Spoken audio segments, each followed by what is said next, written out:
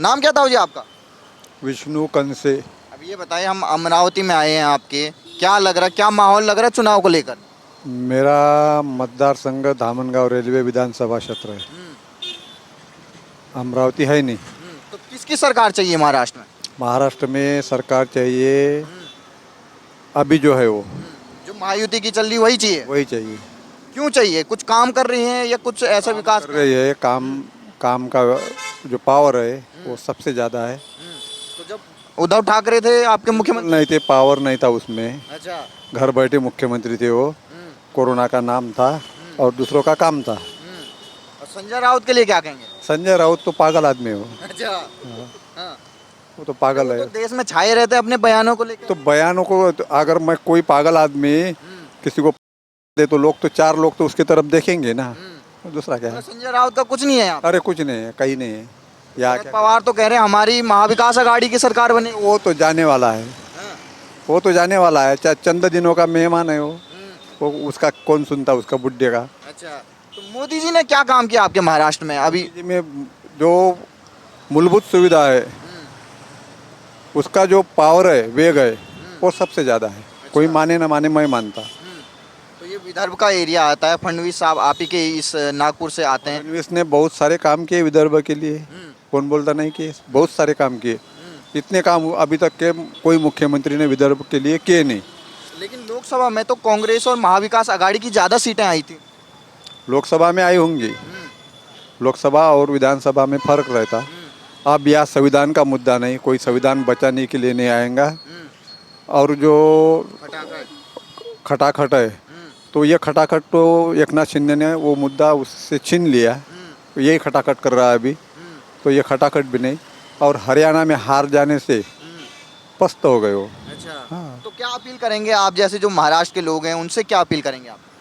मैं तो यही अपील करूँगा कि यही सरकार बनाओ, क्योंकि वो सरकार बनाने से अगर वो सरकार अच्छी थी तो बनाई बदलाई क्यों? 15 साल सरकार थी महाविकास आघाड़ी की, सब पुणे की तरफ जा रहा था, यहाँ कुछ नहीं था। अभी शरद पवार ये बोलता है कि इतने कंपनियां महाराष्ट्र के गुजरात में गए। शरद पवार ये बताए पहले विदर्भ के कितने कंपनियां तूने पुणे में ले गया। विदर्भ के लोगों को भिखारी करके सब पुणे का घर भरा। और शरद पवार का महाराष्ट्र सिर्फ 3 जिलों का है। अच्छा। 36 जिलों का महाराष्ट्र नहीं उसका। सतारा, पुणे और सोलापुर, बस इतना महाराष्ट्र है उसका। बाकी कोई महाराष्ट्र का ध्यान नहीं रखता। लगता नहीं तो वो क्षत्रप है ना, वो मानता होगा, लेकिन वो क्षत्रप है तो वो उसका इलाका है वो। अच्छा। बस उसके लिए काम करता। ठीक ठीक ठीक ठीक। नाम क्या भाई साहब आपका? मेरा नाम अनंत पोहर है। तो क्या लग रहा, अमरावती में आए हम आपके, क्या लग रहा विकास हो रहा आपके अमरावती में? विकास तो हो रहा है ना। जो विकास करने वाला था उसको तो गिरा दिया अभी। खासदार हमारी नवनीत राणा जी अगर आती थी तो हमारा अमरावती तो मॉडल बन जाता था। लेकिन अब क्या है, थोड़ा सा तो आखिर क्या हुआ जिसकी वजह से नवनीत राणा? 10,000 मतों से गिरा दिया। थोड़ा सा आजू बाजू अपने लोगों ने थोड़ा सा कम ज़्यादा करके गिरा दिया। अब लोग पछता रहे कि भाई हमारी नवनीत राणा अगर आती तो हमारा अमरावती जिला मॉडल बन जाता। फिर भी उन्होंने जैसा एरोड्रम का उद्घाटन करके चालू करवा दिया। बाकी जो कुछ है वो कर ही रहे हैं, करते हैं।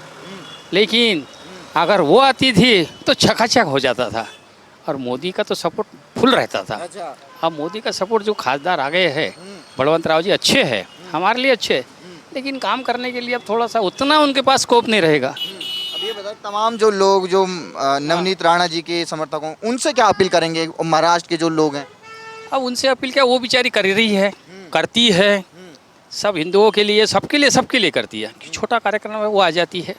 बहुत अच्छी महिला है, महिला सशक्तिकरण में काम करती है, मजदूरों के बारे में बात करती है, किसानों के बारे में बात करती है, विकास का बात करती है। लेकिन अब थोड़ा सा ठप हो गया है। अभी उनकी राणा जी जो है हमारे रवि राणा जी, वो भी अब बडनेरा से खड़े रहेंगे। अब वो उनके क्षेत्र में विकास कर ही रहे हैं। बाकी तो सब ऑल है, अच्छा चल रहा है अभी तो। महायुति की सरकार सही चल रही है? सही चल रही है, सही चलेंगी और सही चलना चाहिए। तो उद्धव ठाकरे जी का क्या होगा उनका? ठाकरे जी क्या हो गया है, अच्छा आदमी। पिताजी ने जो रास्ता बताया वो डाइवर्ट हो गए। हिंदुस्तान, हिंदू हृदय सम्राट बाला साहब ठाकरे का नाम आज भी लेते हैं, लेकिन उन्होंने जरा रास्ता टर्न कर लिया और खुद को भी टर्न कर लिया। आज वो अपनी जो छवि थी उनके पास वो कांग्रेस में जाके थोड़ा सा धुमिल कर लिया उन्होंने। पैसा दे के तो बड़ा साहब ठाकरे तो कभी सीट का तो उन्होंने कभी देखा ही नहीं। हम सीट नहीं लेंगे, हम दूसरों को चलाएंगे। और उन्होंने क्या कर दिया, सीट पे जाके बैठ गए, कैद हो गए 2 साल में, इधर उधर हिलाया नहीं, सिंधे जी भाग गए। और क्या आप कारोबार ऐसा चल रहा था। अब इधर आगे भाजपा के साथ सिंधे जी, शिवसेना के 2 गुट गिर गए और चल रही है सरकार। अब मजा आ रहा। मज़ा तो आएगा ना, मज़ा आ रहा है। संजय बाबू का क्या होगा, संजय राव जी का? संजय राव जी, यही तो बात है खास। संजय राव जी ऐसे हैं, ना इधर के ना उधर के, अब तो घाट के हो गए भैया। अच्छा, हाँ, वो बार बार बयान दे रहे हैं कि मेरे लोगों के चुनाव की मतदाता सूची से नाम हटाए जा रहे हैं। अरे ऐसा कैसा हो जाएगा। देखो ये भी इलेक्शन ऐसा चला कि भैया संविधान खतरे में है। कहाँ से खतरे में है?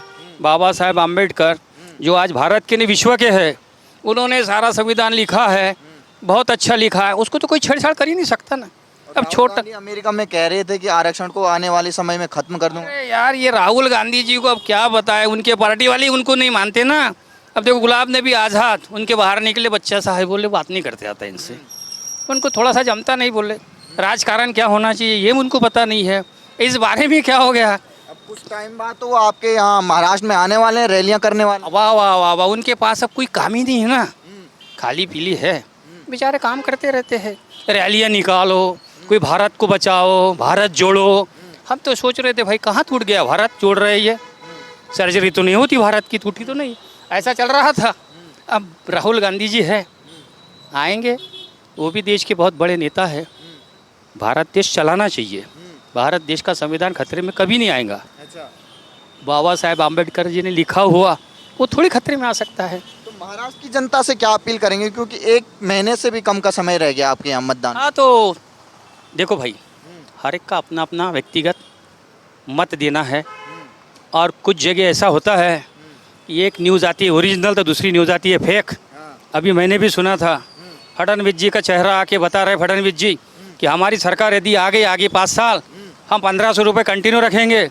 उसके बाद में वो ख़त्म होती, दूसरी न्यूज़ आ गई, सिंधे जी का फोटो, आवाज़ टोन दूसरे का, फेक न्यूज़ में। अभी 29 तारीख से सिंधे जी कह रहे हैं कि सब लाडली बहन योजना खत्म हो जाएगी। यानी ये फेक न्यूज़ फैलाई एक न्यूज़ फैलाई जाती है, लोग सुन लेते हैं, अरे अभी तो बोलती इन्होंने, फडणवीस कुछ बोलता है, ये कुछ बोलता, खत्म हो गई बोलते। यानी सच्ची बुद्धिजीवी लोग सोच समझ के काम करेंगे। जिनको समझता नहीं, किसी ने बताया, सुन लिया, कर लिया, हाँ ऐसा हो रहा है, ऐसा हो रहा है। अब बरगलाने वाले तो बरगले हैं।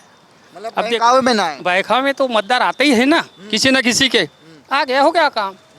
बात तो ऐसी चल रही है। और मोदी जी ऐसे है, आज तो उन्होंने देश का नाम कहीं दूर तक लिख गए। आज तक तो हमने भी नहीं देखा कि किसी भारत के राष्ट्रपति या भारत के कोई प्रधानमंत्री विदेश में जाए, अमेरिका में जाए, इधर जाए, तो कोई राष्ट्रपति उनको उठाकर सम्मान से लेकर आए, ऐसा तो कोई देखा नहीं। अब मोदी जी तो अच्छा काम कर रहे, चल रहे हैं, और लोग बोल रहे भाई वही झगड़े लगा रहे। अरे उनके पास तो सरकार चलाने के लिए समय नहीं है, तो वो दूसरे को झगड़ा लगाने के लिए काहे को करेंगे। वो तो अपने काम में लगे, जो बाकी जो है खाली पी लिए, तो झगड़ा लगाने का काम तो होता ही है ना। आपको कि जो हरियाणा के रिजल्ट आए हाँ, वैसा ही आपके महाराष्ट्र में भी होगा? बिल्कुल होगा, क्यों नहीं होगा, होगा वैसे ही होगा। सच्ची अगर समझदार अभी भी समझ गए सभी लोग, तो बिल्कुल भारत में क्या अपने